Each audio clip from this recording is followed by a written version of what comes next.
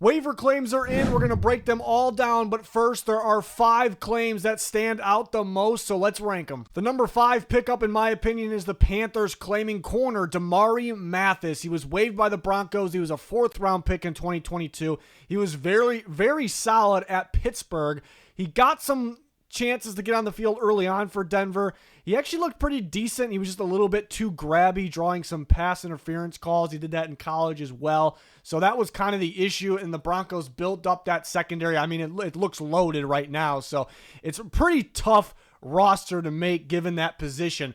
Carolina, to me, they needed a depth corner pretty bad. There were other teams that needed a corner more because they needed someone to maybe start or play a lot on game day. But the Panthers, not necessarily one of those teams, but they badly needed some depth help. So you see their current depth right now. J.C. Horn obviously is a star if he's healthy.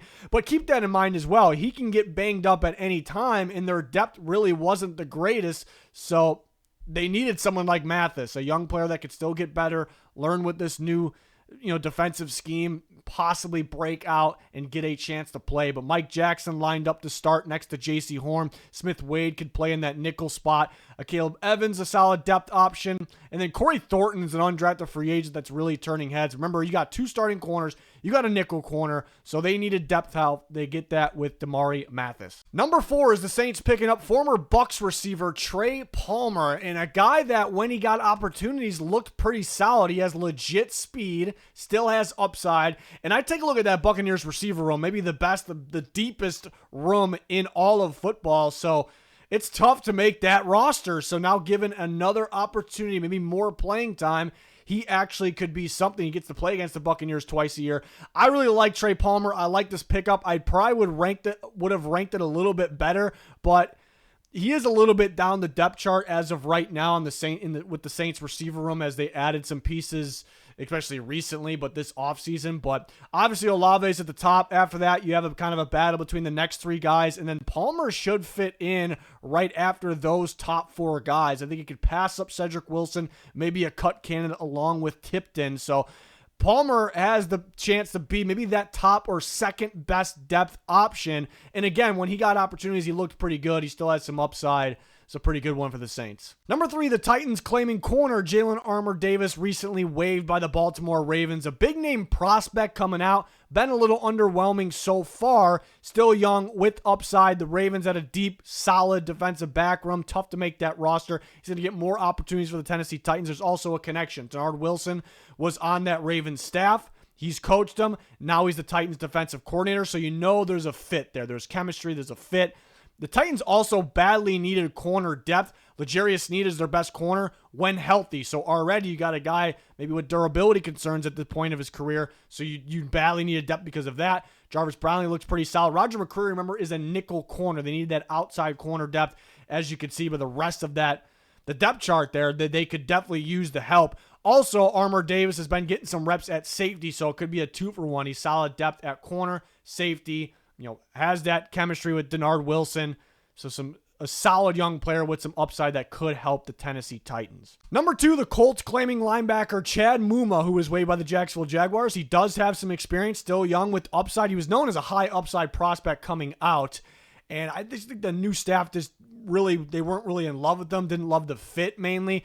Now the Colts getting a solid young player with some experience, that's great. On top of that, the Colts badly needed linebacker help. Now, keep in mind, they are taking a look at Anthony Walker, a veteran. They're going to bring him in to make sure he's healthy. He was recently cut by the Buccaneers, so they could add him, and that's a big boost. Their top guy is Zaire Franklin. As you can see by their depth chart there, after that, it's pretty wide open. Muma has a shot to be one of their top linebackers, and it's a kind of a bonus. He get in the division, playing the Jags twice a year. Kind of got the background on Jacksonville, so this is a really good pickup, a guy that could play, and it feels like a guy that could potentially thrive and show more of that upside, specifically in a Lou Anarumo defense, the Colts' new defensive coordinator. Number 1 has to be the Dolphins claiming corner Juju Brents, who was waived by the Colts. This was a 2nd-round pick in 2023 because it's a lengthy, athletic corner that was awesome on tape, and he still could be awesome. The one problem right now is he just cannot stay healthy.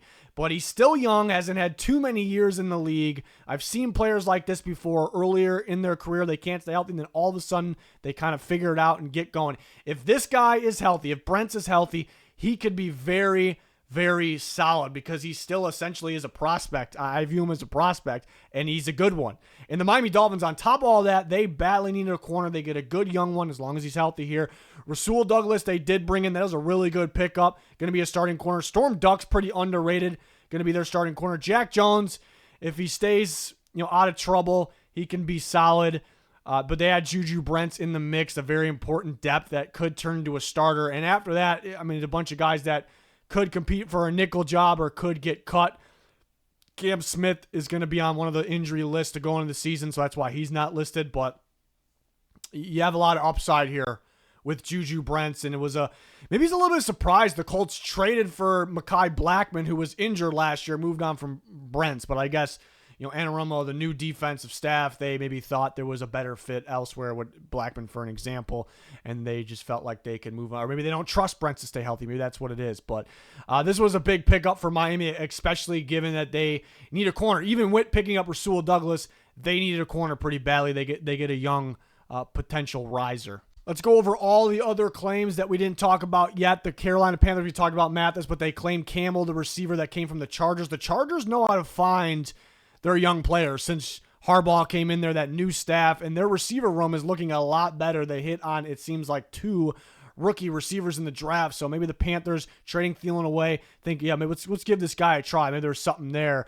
And the Bears pick up a couple guys, a familiar face in Jalen Jones. Jalen Johnson a little banged up right now, so they definitely needed some more corner help, corner depth. The Browns, I was a little surprised they didn't bring in Audric Estime. There was a connection there. I thought best running back available. They went with Raheem Sanders. I'm thinking the situation was because he's a rookie that maybe they liked in the pre-draft process. It was kind of fresh in their mind, so they went with Rocket Sanders, who was a stud in his career, Arkansas and South Carolina. They get some DB depth as well. Dallas brings in a lot of DB depth, which will be big. I mean, these guys still got to fight to stay on that roster. There's no guarantee with these young, underrated players. But the Cowboys, how beat up they got at corner last year was crazy, and they still got a lot of those guys in the roster. They draft Savone Revel, who's great, but durability concerns, so it's pretty important for them to find some extra DBs here. Then the Lions bring in a couple guys. Tyler Lacey, an interesting one from Oklahoma State, getting that D tackle depth. Because Lee McNeil starting the year, because he got injured last year, he's going to be out to start the year. So Lions value that position so much. They want to be able to stop the run better than anyone in football, and they were kind of, missing that while so many defensive tackles were injured. So they made sure they added another body there.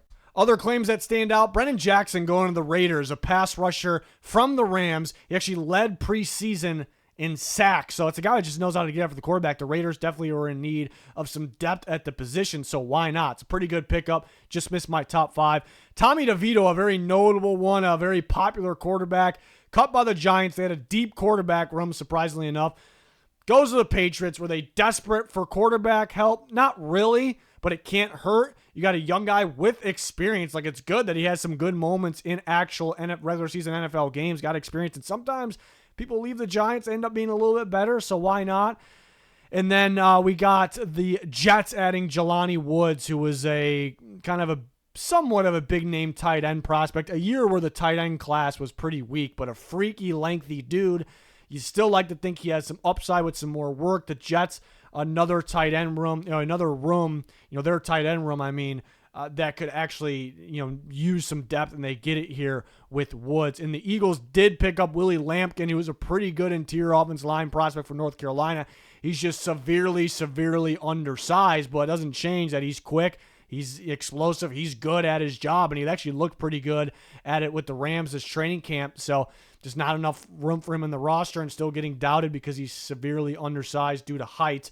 But the Eagles know their offensive lineman. They want to give him a try. It's a pretty good one there for Philly. More waiver claims for Tennessee as they had that first priority spot. We talked about Jalen Armour-Davis already. He's depth for the outside corner or even possibly safety, while Samuel Womack, another pretty good pickup because of his experience in the regular season, but really good play in the preseason over his career. He could be that depth at that nickel spot or outside corner, so slightly different than Jalen Armour-Davis. So Womack could be behind McCreary potentially. So that's a pretty good pickup as well. They had another linebacker from Minnesota. A couple weeks ago, they already added Asamoah from there. So a couple more young pickups for Tennessee. Not really a surprise. I actually wouldn't have been surprised if they added more players than just 4, but 4 is a pretty good number here. But there you have it.